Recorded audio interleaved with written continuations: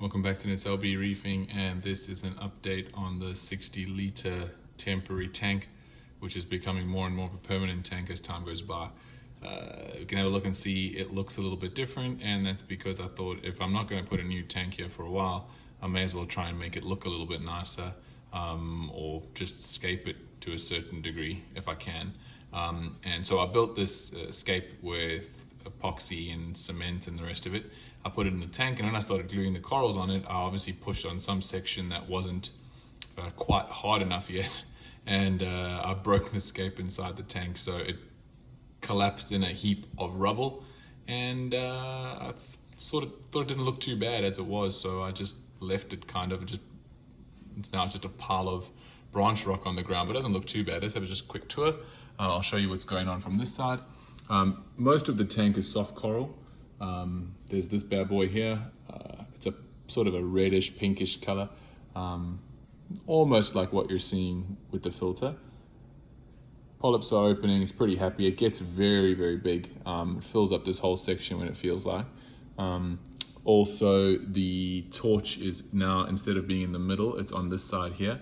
It's very big, very puffy, very happy. It really likes being fed every day. I suppose it's like anything.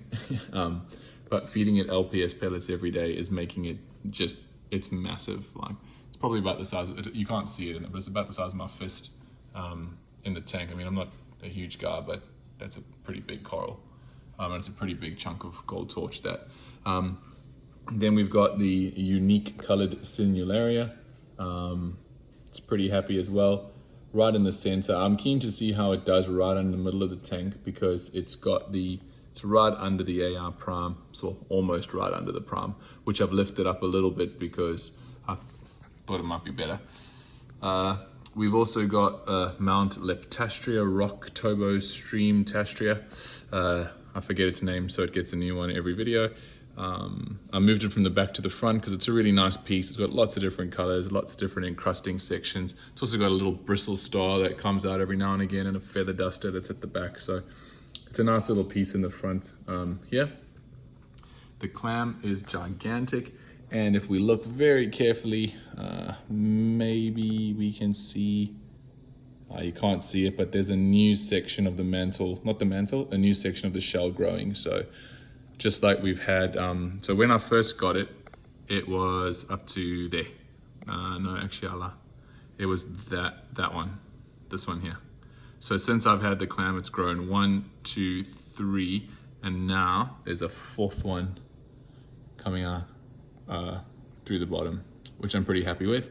It's also always looking nice and big. It loves being in that position. You can see from here, it's a pretty big clam, pretty big piece. There you can see it like that. In the back, we've got the Cespitularia. I think I said it right. Pretty proud of myself there. The purple one, that one used to be up in the front, or the blue one, should I say.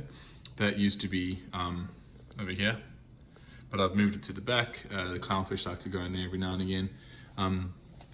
The Gonioporas are pretty happy here. The red one is getting really big. The yellow one, I don't know what makes the yellow one so skittish, but it's quite long every now and again, and then it shrinks up and does its own thing. This Ceratosa, I think it's called, or the bird's nest, bird of paradise one. I broke it when I was moving it, so a huge chunk of it fell. So I just stuck it on another frag rock. So now I've got a little frag of that one, because it just snapped off. Huge piece broke off. And then we've got the what's that? The Gorgonian, or the photosynthetic Gorgonian there. Then just high up here is the two little bits of the SPS, which is the Island Red Devil. Polyps are out today. I don't think you guys have seen them with the polyps out, but there we go. We got some polyps out on the Island Red Devil. It's encrusting beautifully. It's nice and high up in the tank now compared to before. And then we've got that little bit of Pavona coming off the side there. Oh, and then down the back there is the Kenya tree, which keeps wanting to fall over. I don't know why, but he keeps falling over, then he goes up, then he falls over, but that's just the way he is. So that is the tank, that is the situation.